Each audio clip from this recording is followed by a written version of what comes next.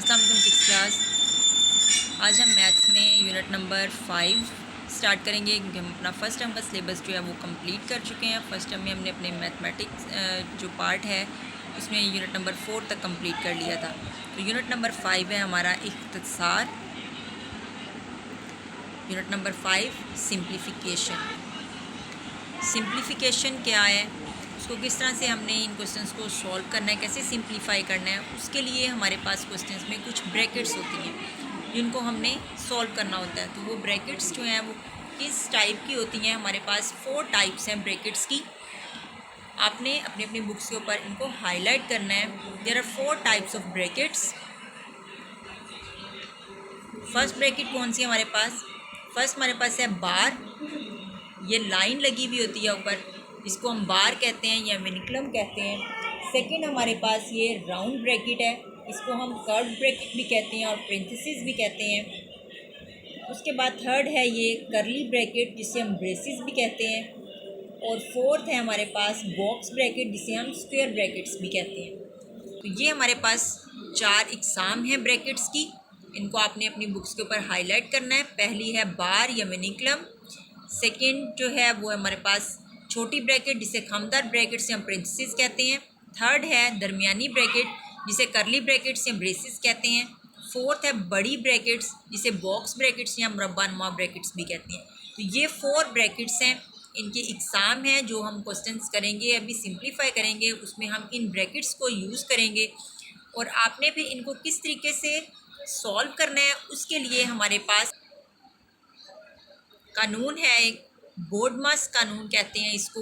ये क्या है कि जब हमारे पास ऑपरेशंस जो हैं 4 ऑपरेशंस एक साथ आ जाते हैं, जमा, तफरीक, ज़रब और तकसीम, ये 4 ऑपरेशंस 4 बुनियादी अवामिल जो है अगर एक साथ आ जाएं जुमले में, तो आप इसको किस तरह से सॉल्व करेंगे।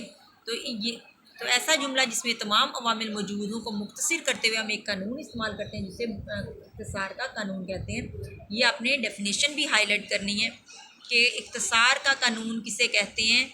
ऐसा जुमला जिसमें तमाम अवामिल, ये तमाम अवामिल कौन से? 4 बुनियादी अवामिल। ये तमाम की जगह आपने 4 बुनियादी अवामिल साथ लिखने हैं।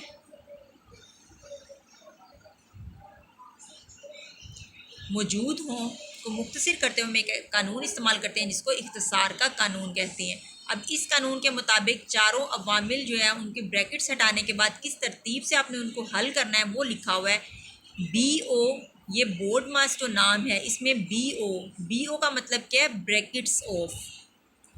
उसके बाद है D mean division, M multiplication, A addition, S subtraction.